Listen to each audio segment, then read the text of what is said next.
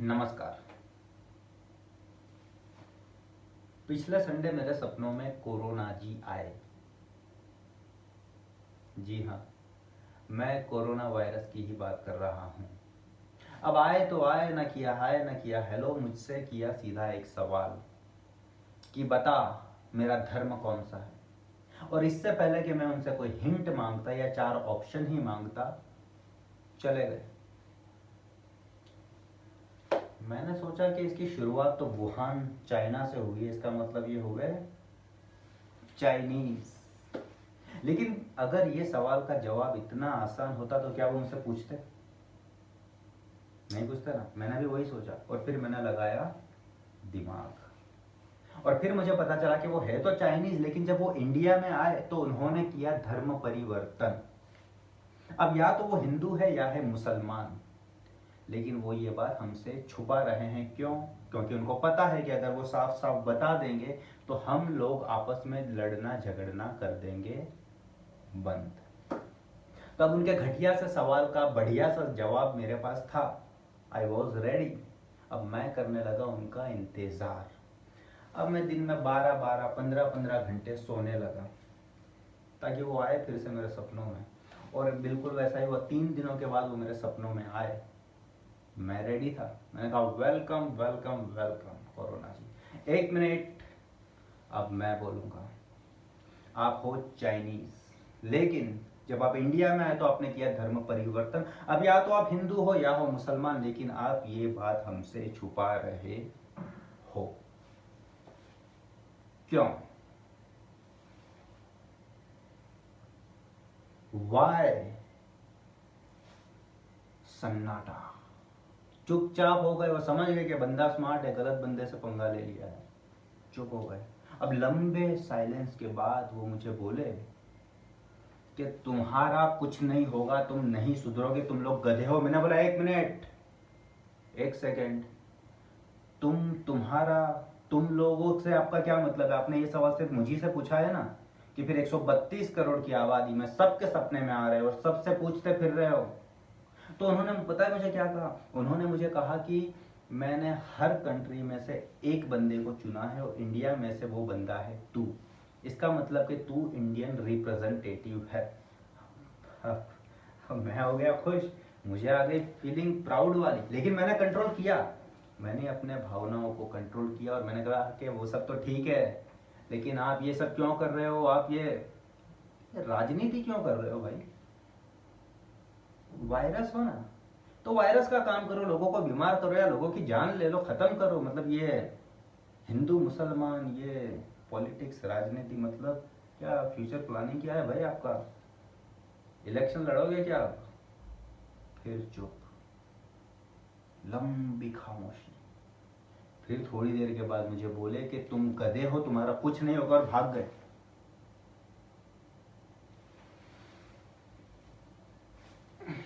गए इससे पहले कि मैं गुस्सा होता है 4 गालियां देता, चले गए। मैं हो गया परेशान। अब मेरे दिलो दिमाग में सिर्फ 3 चीजें चल रही थी। एक थी खुशी, एक था टेंशन और एक था सवाल।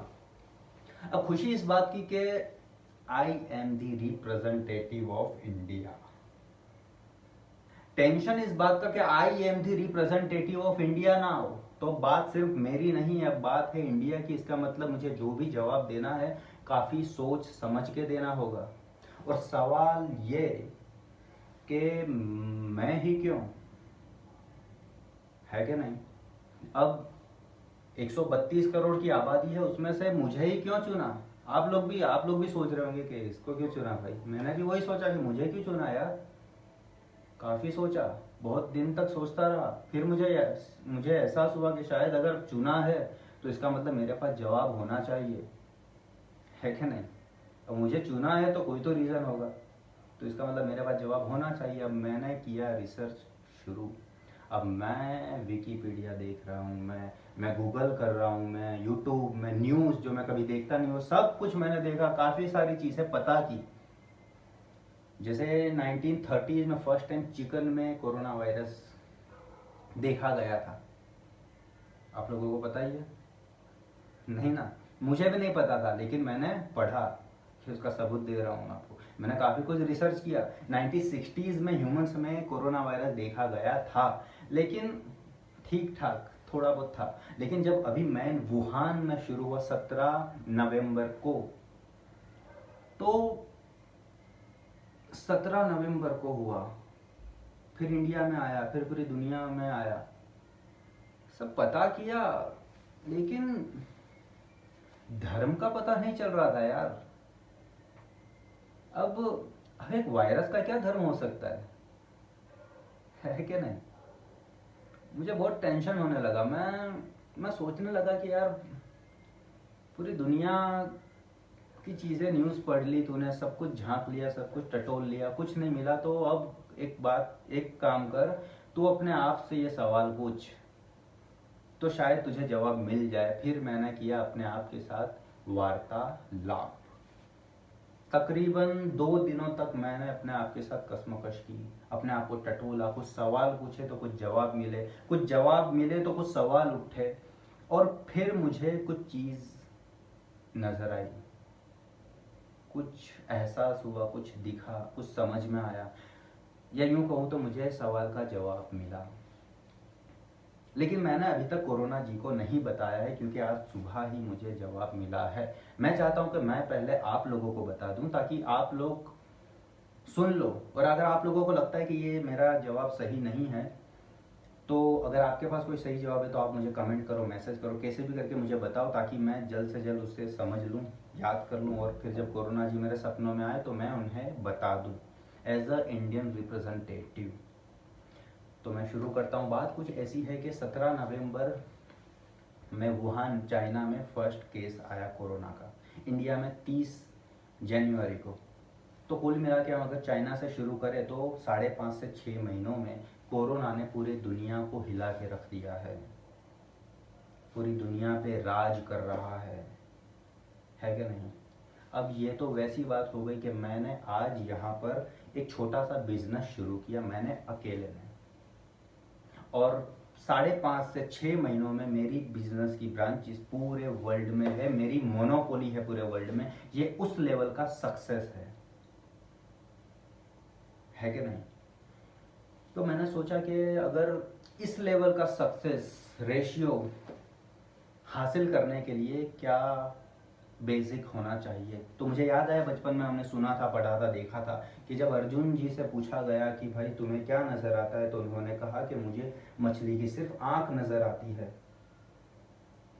मतलब फोकस, 100% फोकस। कहने का मतलब ये है कि कोरोना का अपने गोल पे 100% फोकस है, तभी तो इतनी तेजी से आगे बढ़ रहा है, वो पूरी दुनिया को हिला के रख दिया है। उसके पास ये फिजूल की बातें सोचने का वक्त नहीं है कि मैं हिंदू हूँ, कि मैं मुसलमान हूँ, कि मैं क्रिश्चियन हूँ, कि मैं चाइनीज़ हूँ, कि मैं ये, कि मैं वो। ये सारी फिजूल की चीज़ें सोचने का वक्त ही नहीं है उसके पास, वरना इतना आगे बढ़ता ही नहीं। वो सिर्फ अपने गोल को देखता है और उसी पे फोकस कर रहा है, क्योंकि उसको पता है कि ये सब सोचने के लिए तो हम बैठे हैं ना। हम सोचेंगे कि यहाँ पे मुसलमान इकट्ठे हुए तो ये मुसलमानों ने फैलाया है, यहाँ पे हिंदू इकट्ठे हुए, ओ ये हिंदुओं ने फैलाया है। विपक्ष का हाथ है, इसका हाथ है, उसका हाथ है। हम ये सोचेंगे, हम वो सोचेंगे, हम सब सोचेंगे, लेकिन हम ये नहीं सोचेंगे कि कोरोना को कैसे हराया जाए। हम सब सोचेंगे कि नहीं, हम सब करेंगे, लेकिन जो करना है वो नहीं करेंगे। अगर मान लो कि हम 132 करोड़ के आबादी वाला ये देश अगर ठान ले और 100% अपना फोकस कोरोना वायरस को हटाने के में लगा दे, तो मुझे नहीं लगता कि 1 महीने से ज्यादा कोरोना इस देश में टिक सकता है। लेकिन नहीं। खैर, अगर हम चलो देश की बात ना करके हम हमारे पर्सनल गोल की बात करें, तो हम सबका एक गोल होता है, हमको लाइफ में एक गोल अचीव करना होता है, सबका एक गोल होता है। तो हमारा उसके प्रति फोकस कितना है? 20%, 30, 40, या फिर कोई ज्यादा ही फोकस्ड है तो होगा 50%। अभी जो बाकी का 50, 60, 70% है वो हमको साइड में रखना पड़ता है। किसके लिए? फेसबुक, इंस्टाग्राम, ट्विटर, और अब तो नया आया है टिकटॉक। अब गोल तो अचीव होते रहेंगे, कहाँ भागा जा रहा है। ये सब चीजें जरूरी है। ये सब पहले करेंगे हम लोग, सब करेंगे। तो मेरा कहने का मतलब ये कि हमें कोरोना से सीखना चाहिए,